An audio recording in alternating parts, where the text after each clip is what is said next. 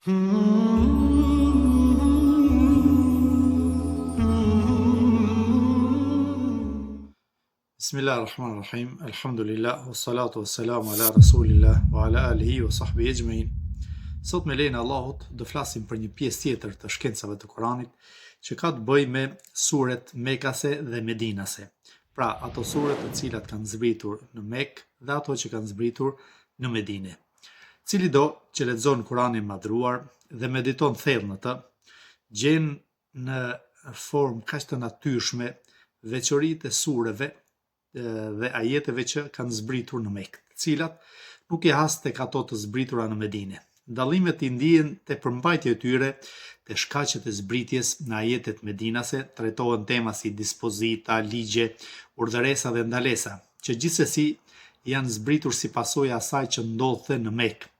Kjo sepse banorët e Mekës qenë adhurues të idhujve dhe i bënin shok Allahut, e mohonin shpalljen e Kuranit tek profeti alayhi salatu wassalam, ashtu siç mohonin ditën e gjykimit dhe përgënjështronin të vërtetën, siç tregon Kurani për ta kur thot: "Idha mitna wa kunna turaban wa 'idhaman inna lamab'uthun", pra ata tha, vallë pasi të vdesim, të bëhemi pluhur e eshtra, vërtet do ringjallemi. Gjithashtu thonin: "Wa qalu ma hiya illa hayatuna ad-dunya namutu wa nahya wa ma yuhlikuna illa ad-dahr." Ata thonë nuk ka tjetër veç jetës së kësaj bote, vdesim e jetojmë dhe vetëm koha na shkatërron.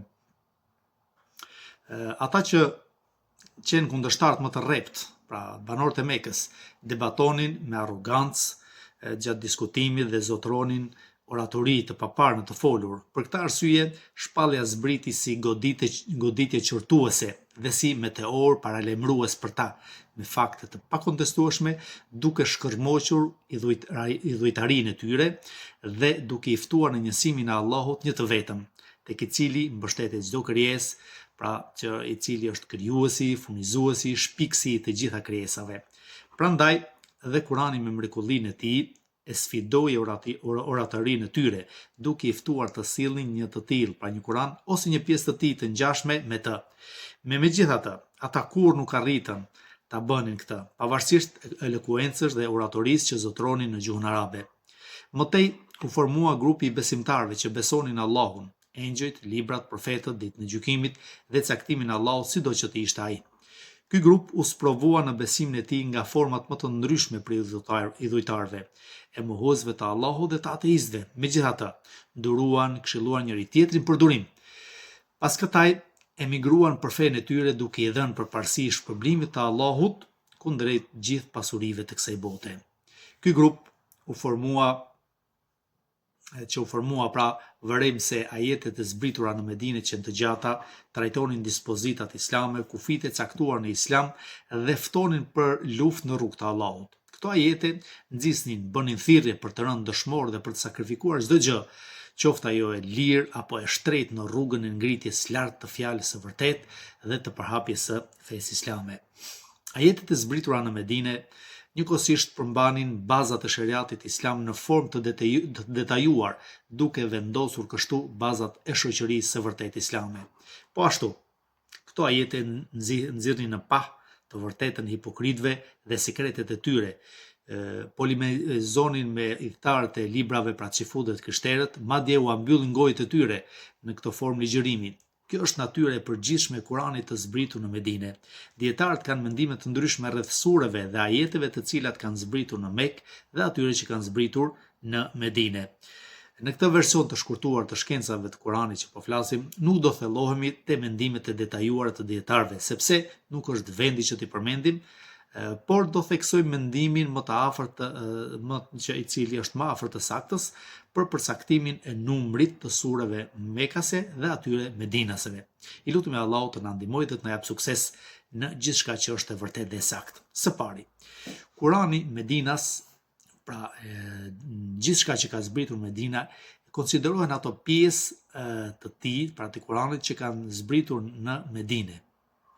Ato janë 20 sure të cilat janë më eksaktësisht janë surja Bekare, surja Ali Imran, Nisa, Maide, Enfal, Taube, Nur, Ahzab, Muhammed, Feth, Hujurat, Hadid, Mujadala, Hashr, Mumtahine, Jum'a, Munafiqun, Talaq, Tahrim, Nasr.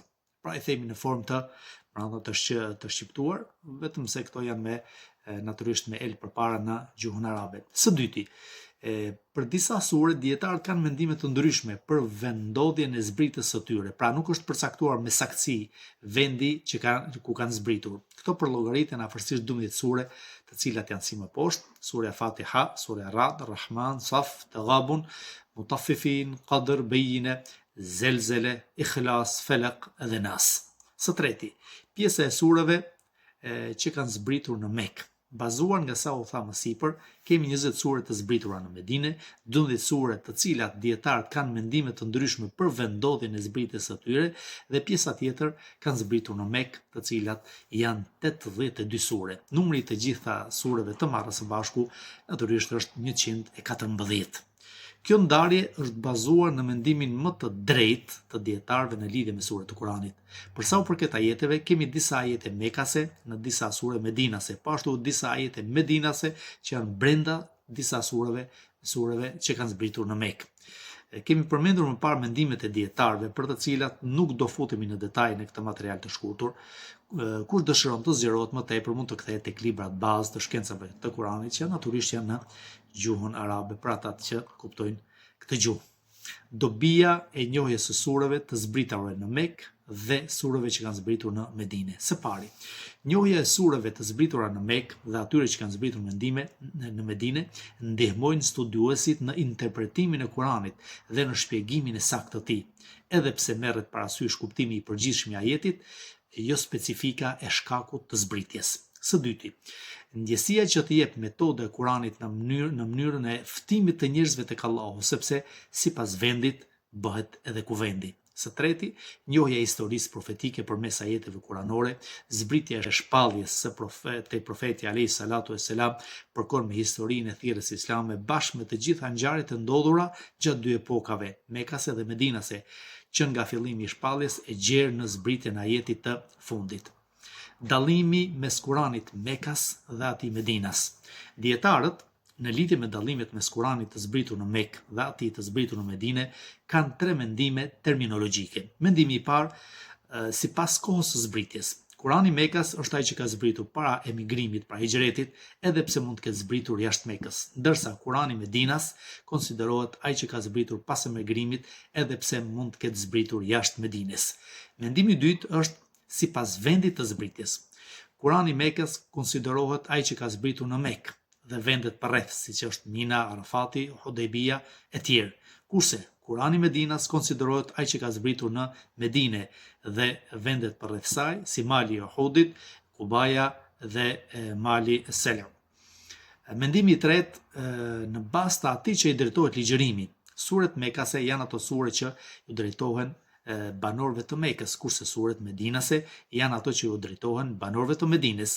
Bazuar në këtë mendim, suret dhe ajetet kuranore që fillojnë me fjalët o ju njerëz janë ajete dhe sure mekase, ndërsa suret dhe ajetet që fillojnë me fjalët o ju që keni besuar janë sure dhe ajete medinase. Dhe kuptohet qartë që mënyra e parë për kur thuhet o ju njerëz, ju drejtohet njerëzve që nuk janë musliman, kurse kur thuhet o ju që keni besuar, ka për qëllim musliman, sepse në Medinë ishte formuar shteti islam dhe ligjërimi u drejtohej muslimanëve.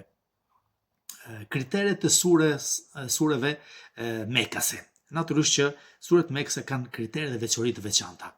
Dietarët kanë përmendur së pari çdo sure që ka sejdë, pra që duhet bërë sejdë sa herë që ta lexosh atë ajet, konsiderohet ajo sure tek e cila gjendet ky ajet konsiderohet sure mekase. Së dyti, çdo sure që përmban fjalën kella, që do thot në shqip jo kurr, pra që është një formë e prerë e mohimit, është sure mekase. Kjo fjalë është përmendur vetëm nga gjysma e Kuranit e deri në fund. Kriter tjetër është që çdo sure që përmban fjalën o ju njerëz dhe nuk përmban fjalët o ju që keni besuar, konsiderohet sure mekase, përjashto fundin e sures Hajj, që e përmend këtë të fundit ku Allahu i lartësuar thot o ju që keni besuar, bini në ruku dhe sejdë. Kriter tjetër është se çdo sure që përmban historitë e profetëve dhe të popujve të lashtë është sure mekase, përjashto suren Bekare. Çdo sure që përmend ngjarjen mes Ademit alayhis salam dhe shejtanit është sure mekase, përjashto gjithashtu suren Bekare. Çdo sure që fillon me shkronjat e alfabetit, pra siç janë Elif Lam Mim ose Elif Lam Ra ose Ha Mim e tjerë, është sure e zbritur në Mekë, përjashto surën Bekare dhe Ali Imran. Në lidhje me surën Ra'd ka mendime të ndryshme a është mekase apo është medinase. Karakteristikat objektive të sureve mekase. Veçoritë e formës së ligjërimit të sureve që kanë zbritur në Mekë mund t'i përmbledhim në formë të përgjithshme si vijon. Së pari, thirrja në njësimin e Allahut, tauhid, pra adhurimi vetëm i Allahut, vërtetimi i shpalljeve hyjnore, i ringjalljes, dënimi dhe shpërblimi që përmendet e këto sure, dita e gjykimit dhe tmerrjet e saj, zjarri dhe dënimi i tij, xheneti dhe mirësitë e tij, debati mes idhujtarëve me fakte logjike dhe universale. Veçori tjetër është vendosja e bazave të përgjithshme të ligjeve dhe të normave morale, mbi të cilët ndërtohet shoqëria, nxjerrja në pah e krimeve të idhujtarëve në derdhjen e gjakut, marrjen e pasurisë së jetimit, padrejtisht varrosje e vajzave të gjalla dhe adhurimet e kota që ata kryenin.